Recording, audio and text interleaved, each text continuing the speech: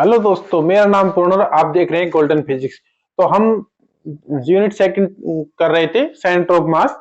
उसका chapter second है centre of मास। तो उसमें एक टॉपिक हमने कर लिया था, उसकी द्रव्यमान केंद्र की स्थिति किस प्रकार निकाली जाती है, स्थिति सदिश क्या होता है। दो कणों के लिए भी लिख लिया था और एन कणों के लिए लिख लिया था। अब हम निकालेंगे कि द्रव्यमान केंद्र की गति किस प्रकार होती है, उसका त्वरण क्या होता है, वेग क्या होता है, फोर्स किस प्रकार लगता है, संवेग क्या होता है, रेखीय संवेग संरक्षण नियम किस प्रकार लगता है। तो ये सब हम पढ़ेंगे। 2 दिन की छुट्टी हो गई, इसके लिए हम क्षमा चाहते हैं, डेली क्लास नहीं हो पाई और हम कुछ ये बोर्ड की वजह से हो गया। अब हमने ये बोर्ड लगा लिया, आप बताइए बोर्ड कैसा है। तो चलिए शुरू करते हैं। द्रव्यमान केंद्र की गति, motion of A centre mass, motion of centre of मास। तो द्रव्यमान केंद्र की गति, तो द्रव्यमान केंद्र में हम निकालना चाहते हैं सबसे पहले वेग, कि द्रव्यमान केंद्र का वेग किस प्रकार होगा। तो द्रव्यमान केंद्र का वेग, जब भी हमें वेग निकालना होता है तो वेग होता है D R upon D T, यानी स्थिति सदिश का अवकलन।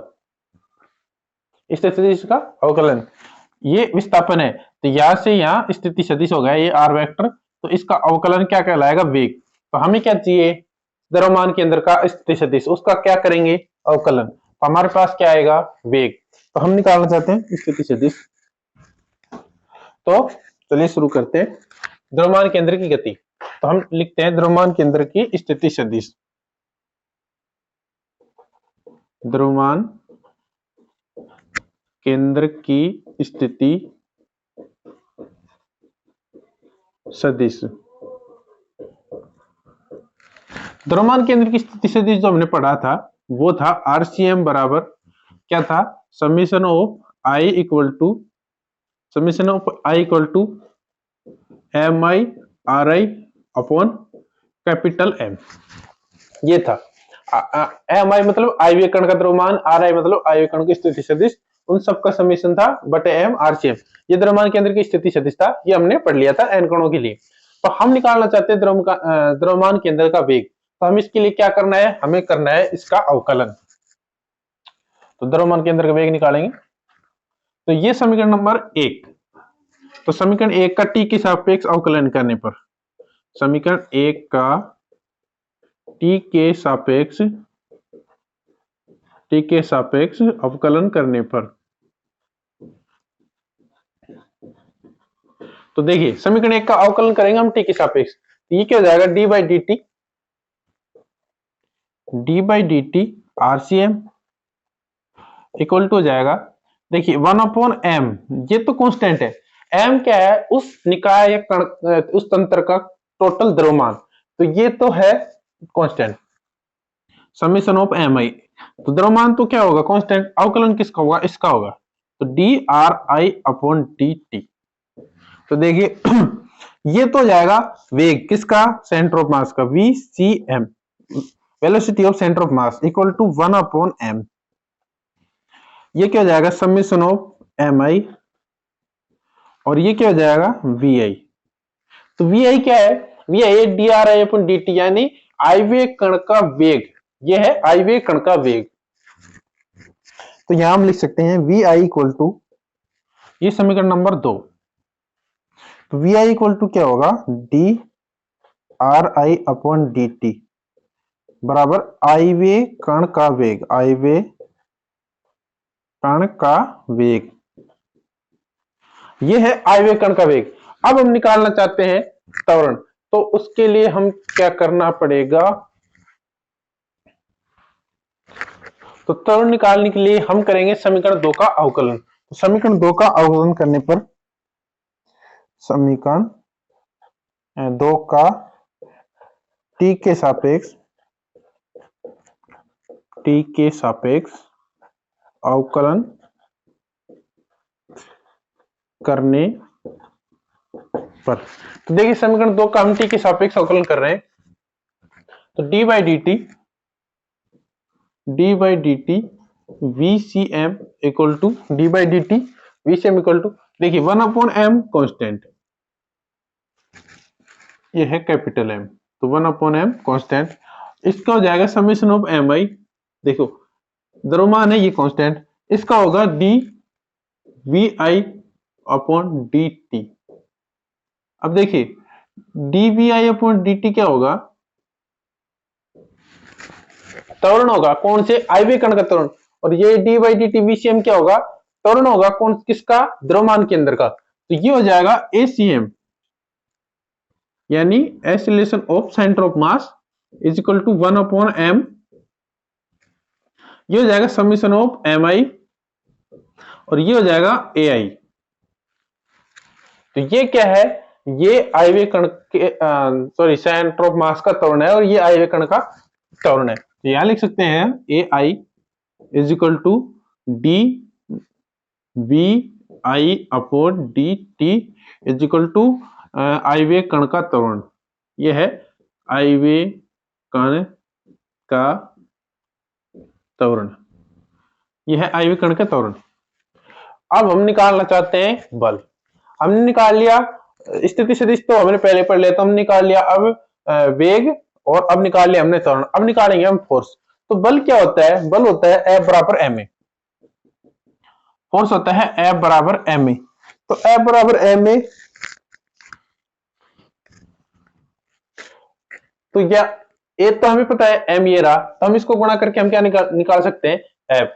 तो समीकरण नंबर ये 3, यहां से देखिए ये हो जाएगा M A C M acceleration of centre of mass is equal to summation of M I और ए आई। तो देखिए ये है फोर्स किस पे, सेंटर ऑफ मास पे, और ये क्या है आयवीय कण के लिए, सब वही होंगे, आई के लिए आयवीय कण के लिए, सीएम मतलब सेंटर ऑफ मास के लिए। अब देखिए ये है फोर्स, फोर्स लग रहा है, अब हम इसे लिख सकते हैं F is equal to M A C M is equal to summation of M I A I. तो देखिए ये आ गया फोर्स। अब देखिए किसी भी कण पे जो फोर्स होता है वो दो प्रकार के होते हैं। एक तो उनके जो आंतरिक बल होते हैं, जैसे ये देखिए ये कोई निकाय, ये कण है, इसमें ये कण है, तो देखिए ये इसको अपनी तरफ खींचेगा और ये इसको अपनी तरफ खींचेगा, तभी तो निकाय बन रहा है। या फिर ये इसको रिपल्सन करेगा, इसको रिपल्सन करेगा, ये आकर्षण क्या कर रहे हैं, ये इसको अपनी तरफ खींचेगा, ये इसकी तरफ खींचेगा, ये देखो ये इसको खींचेगा, ये इसको खींचेगा, ये इसको खींचेगा, ये इसको खींचेगा। तो ये है आंतरिक बल। और यदि इस पे एक फोर्स हम बाहर से लगा रहे हैं, है ना, तो ये है एक्सटर्नल फोर्स, जिसके कारण ये गति करता है। तो हम लिख सकते हैं बल दो प्रकार के हो सकते हैं, किसी भी कण पे बल दो प्रकार के होते हैं, किसी कण पर बल दो प्रकार के होते हैं, किसी कण पर बल दो प्रकार के होते हैं। तो देखिए पहला क्या है, आंतरिक बल, वो भी आंतरिक अणुओं के अन्योन क्रिया के कारण होता है। आंतरिक बल,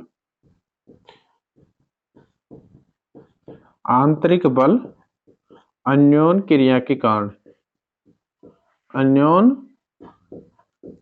क्रिया के कारण। और दूसरा है वो होता है बाह्य बल।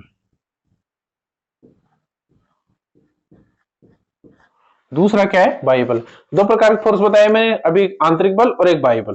तो अब देखिए, तो हम एफ को किस प्रकार लिख सकते हैं, एफ होगा एफ एक्सटर्नल और एफ इंटरनल, एफ इंटरनल। यदि हम आयवीय कण के लिए लिखेंगे तो हम लिखेंगे F I is equal to F I external plus F I internal,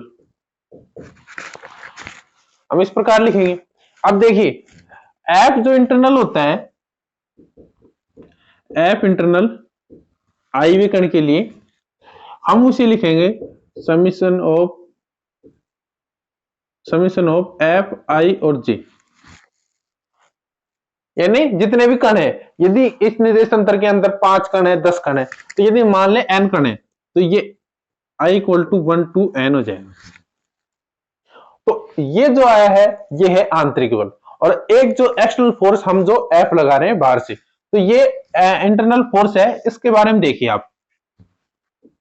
जब मान लो इसमें 3 ही कण है, ये सिर्फ मानते हैं 3 कण है, हम समझाने के लिए बता रहा हूं आपको, 3 कण है, 3 कणों के लिए क्या होगा, F1 1 2 plus F2 1 plus F13 plus F31 plus F23 plus F23 और 32, ये होंगे। और न्यूटन का जो क्रिया प्रतिक्रिया का नियम है वो ये कहता है कि जो F12 है वो इक्वल टू माइनस F21 हो जाएगा, यानी इसके विपरीत ये फोर्स लगता है। तो जो ये आए हैं फोर्स F12 और F21, ये क्या होंगे, एक दूसरे के विपरीत विपरीत प्रकृति के बल है, तो ये कैंसिल, और ये जो दोनों हैं ये कैंसिल, ये दोनों हैं ये कैंसिल। इसका मतलब क्या है, इसकी ये कोई निकाय है, इसके अंदर कण है, ये इस पे बल लगा रहा है और ये इस पे बल लगा रहा है। जैसे मैं आप और हम दोनों सामने, मैं आपको उतने बल से खींच रहा हूं जितने आप मुझे खींच रहे हैं, तो हमारा फोर्स तो उस पर लग ही नहीं रहा, ना आप खींच पाएंगे ना मैं खींच पाऊंगा, हम क्या रहेंगे, सेम स्थिति पे रहेंगे, हम किसी प्रकार की कोई गति नहीं करते। इसका मतलब है कि आंतरिक बलों के कारण किसी प्रकार की कोई गति नहीं होती। जैसे आप किसी बस में बैठे और आप बस में बैठ के बस को धक्का लगा रहे हैं, तो आप उस पर आंतरिक बल लगा रहे हैं, जिसके कारण बस पे कोई प्रभाव नहीं पड़ेगा। तो इसका मतलब है कि एक्सटर्नल फोर्स, इंटरनल फोर्स के कारण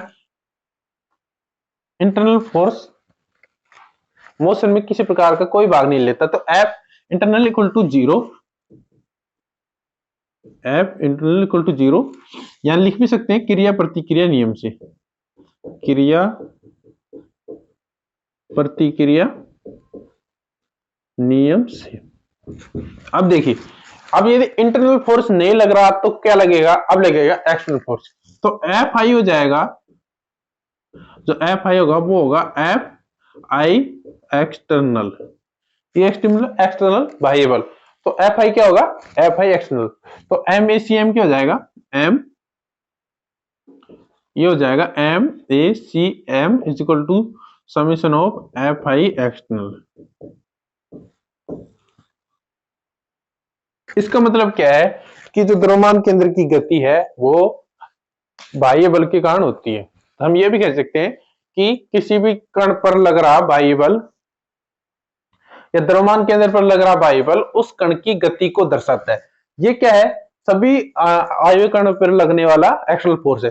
ये किसके बल के बराबर होगा, जो कि द्रव्यमान केंद्र के बल पर लग रहा है। तो ये तो था कि द्रव्यमान केंद्र की गति, अतः हम इसे लिख सकते हैं, अतः द्रव्यमान केंद्र, अतः द्रव्यमान केंद्र इस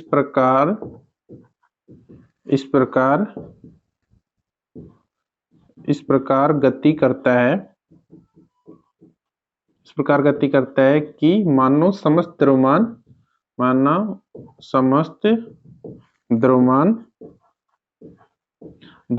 केंद्र द्रव्यमान केंद्र पर संकेंद्रित हो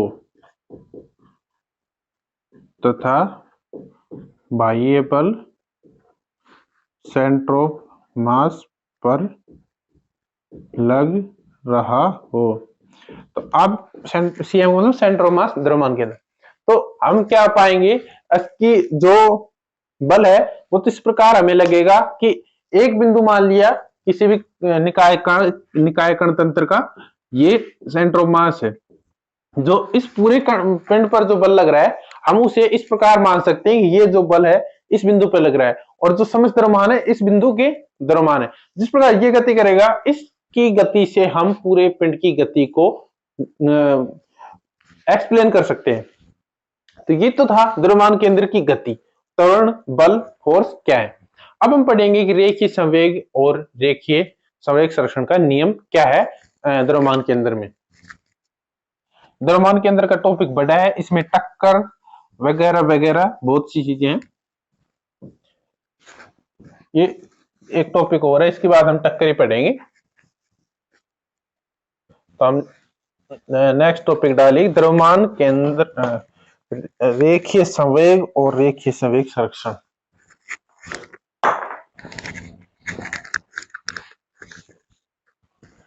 लिखिए रेखीय संवेग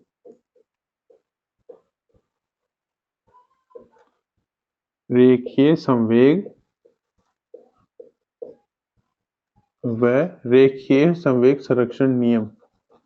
रेखीय संवेग संरक्षण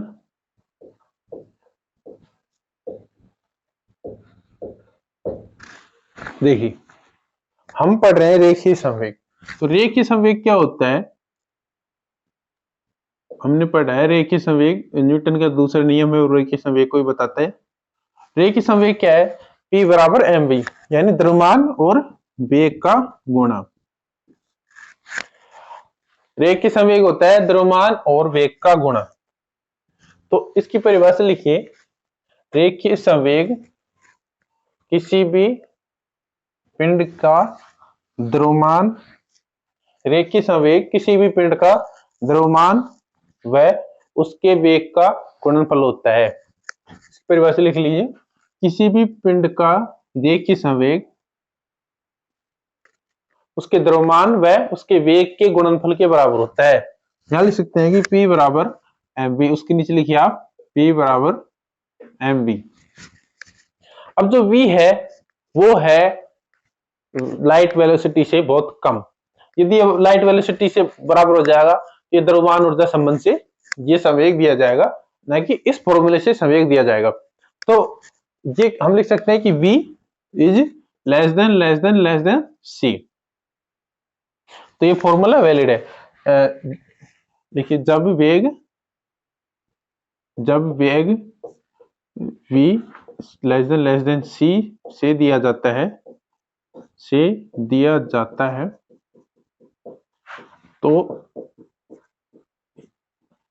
तो ये रेखीय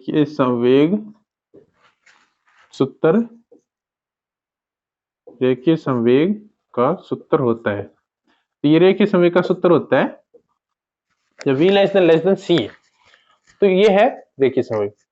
अब हमें ये निकालना है कि हमें द्रव्यमान के अंदर का रेखीय संवेग किस प्रकार होता है।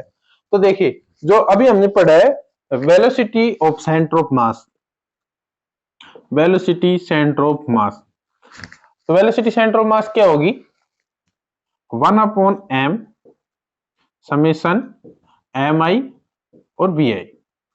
ये क्या है? आयवीय कण के लिए वेग है और vcm क्या है? द्रव्यमान केंद्र के लिए वेग है। ये हमने अभी समीकरण नंबर शायद दो में पढ़ा है। अब देखिए यदि हम इसको इस साइड गुणा करते हैं तो ये हो जाएगा m vcm equal to summation of mi vi। तो ये क्या है? रेखीय संवेग। और ये क्या है? आयवीय कण के लिए रेखीय संवेग। तो हम रेखीय संवेग की परिभाषा क्या दे सकते हैं यहां से? तो किसी भी द्रव्यमान का किसी भी कण का, ये कण है बहुत सारे, mi लिख रखा है तो इसका मतलब आयवीय कण के लिए है, तो ये बहुत सारे कण है। तो किसी भी तंत्र या किसी भी निकाय का कुल द्रव्यमान, m क्या है? कुल द्रव्यमान। तो यहां से लिखिए, इसकी परिभाषा लिख सकते हैं हम, अतः किसी भी निकाय का कुल द्रव्यमान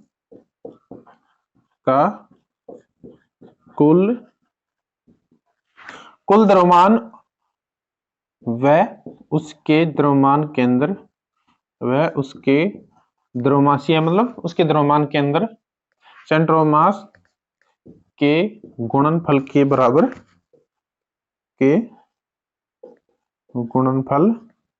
रेखीय संवेग के बराबर होता है। तो ये क्या होगा? रेखीय संवेग के बराबर, रेखीय संवेग के बराबर। तो ये क्या है? यह है रेखीय संवेग। तो ये द्रव्यमान केंद्र के लिए रेखीय संवेग। अब देखिए ये जो हमने लिखा है समेशन ऑफ mi vi, तो ये तो क्या है? ये तो है P, और ये क्या है? समेशन ऑफ mi vi, मतलब m1 v1 plus m2v2 plus m3v3। तो ये कहां तक है, n तक, तो ये होगा mn vn। ये p आया है,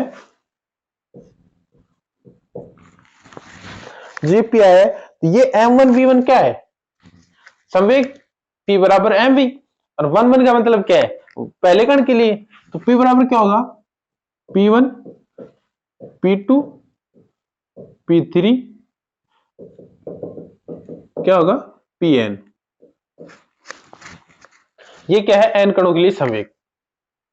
तो हम इस समीकरण का हम लिख सकते हैं इसे p बराबर m v c m बराबर समीशन ऑफ mi vi। ये समीकरण आ गई थी, ये पहली, ये दूसरी, पहले दूसरी सेम है। समीकरण 2 है। अब हम समीकरण 2 का अवकलन करते हैं t के सापेक्ष। तो देखिए एक बार, समीकरण 2 का t के सापेक्ष अवकलन करने पर तो क्या होगा, dp upon dt equal to summation of mi dvi upon dt। देखिए dp अपॉन dt जो न्यूटन का सेकंड नियम है, वो हमें क्या बताता है कि संवेग में परिवर्तन की दर किसके बराबर होती है, बल की।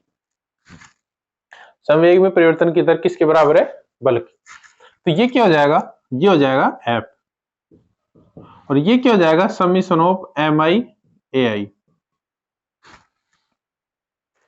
ये f कौन सा है, ये है f एक्सटर्नल, ये है f एक्सटर्नल। हमें पता है कि इंटरनल के लिए कारण कोई गति नहीं करता, तो सिर्फ क्या लग रहा है, f एक्सटर्नल। ये है f एक्सटर्नल।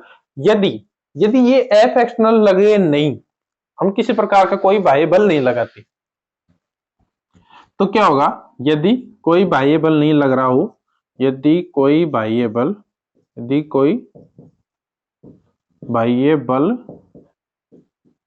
नहीं लग रहा हो, यदि बाह्य बल नहीं लग रहा, तो इसका मतलब है कि f एक्सटर्नल 0। और f एक्सटर्नल किसके बराबर था, dp अपॉन dt।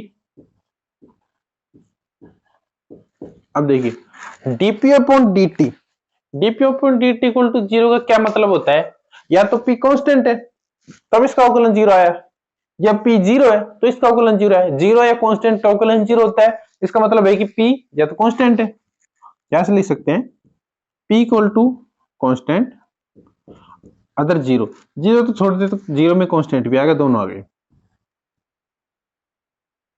तो यहां से हम क्या लिख सकते हैं, यदि किसी निकाय पर कोई बाह्य बल नहीं लग रहा, तो उसका रेखीय संवेग संरक्षित रहता है, यानी पहले का संवेग और बाद का संवेग संरक्षित रहता है, किसी प्रकार का कोई परिवर्तन नहीं होता। ये हम टक्कर में पढ़ेंगे, रेखीय संवेग संरक्षण नियम किस प्रकार होता है, जब उस पर कोई किस प्रकार का बाह्य बल नहीं लग रहा। हम लिख सकते हैं, यदि किसी पिंड पर, यदि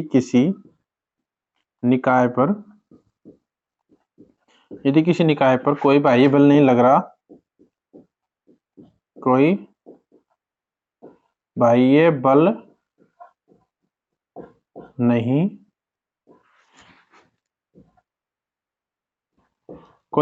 बल नहीं लग रहा हो, तो मैं यह लिख रहा हूं, उसके बाद हो तो उसका संवेग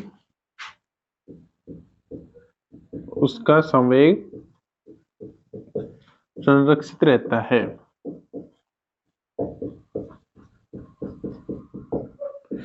संवेग संरक्षण का नियम क्या है, यही है कि किसी कण पर कोई बाह्य बल नहीं लगे तो उसका संवेग संरक्षित रहता है, यानी कोई टक्कर हो रही है तो टक्कर से पहले का और टक्कर के बाद का संवेग सेम रहता है, बदलता नहीं है। संवेग रेखीय संवेग संरक्षण नियम की बहुत से एप्लीकेशन भी हैं, इस पे बहुत से क्वेश्चन भी आते हैं कंपटीशन क्लास एग्जाम में। तो रेखीय संवेग संरक्षण का नियम इंपॉर्टेंट है। लेकिन एक बात और बता देते हैं, यदि ये पृथ्वी है और इस पे कोई कण गिर रहा है, स्वतंत्र रूप से कण गिर रहा है नीचे की तरफ, तो हम कहेंगे कि हम इस पर किसी प्रकार का कोई बल नहीं लग रहा, तो इसका मतलब है कि इस दिशा में इस कण पर रेखीय संवेग संरक्षण नियम लगा सकते हैं। लेकिन ये गलत है, क्यों? क्योंकि इस दिशा में जो फोर्स लगता है वो गुरुत्वाकर्षण फोर्स लगता है, सॉरी गुरुत्वीय बल लगता है। तो जो गुरुत्वीय बल लगता है, ग्रेविटेशनल फोर्स लगता है, इस कारण इस दिशा में रेखीय संवेग संरक्षण नियम नहीं लगा सकते, क्योंकि इस दिशा में ग्रेविटेशनल फोर्स लगता है। हम कह रहे हैं कि जब बाह्य एक्सटर्नल फोर्स नहीं लगे तो ही रेखीय संवेग संरक्षण नियम लगेगा। इसमें बाह्य बल लग रहा है, गुरुत्वाकर्षण बल। जब ये कण इस साइड गिर रहा है तो ये गिर रहा है, लेकिन जब हम इस दिशा में, ये मान लो y दिशा है और ये x दिशा है, जब हम x दिशा में बात करेंगे तो इस पे x दिशा में किसी प्रकार का कोई बल नहीं लगता, तो x दिशा में इसका रेखीय संवेग संरक्षण रहेगा, लेकिन y दिशा में इसका कोई रेखीय संवेग संरक्षण नियम लागू नहीं होगा। तो रेखीय संवेग संरक्षण नियम का हर परिस्थिति में लागू होता है जब उस पर किसी प्रकार का कोई बाह्य बल नहीं लगता। तो ये तो टॉपिक था आज का, द्रव्यमान के अंदर की गति और रेखीय संवेग संरक्षण नियम और रेखीय संवेग क्या होते हैं। कल हम पढ़ेंगे इसके बाद नेक्स्ट टॉपिक। ऐसी क्लासेस चलती रहेंगी, तो आप कोई बच रहा है तो जुड़ जाइए, नया साल शुरू हो गया है और नई क्लासें आ गई हैं, तो हमने भी नया बोर्ड कर लिया है। तो चलिए मिलते हैं कल, धन्यवाद।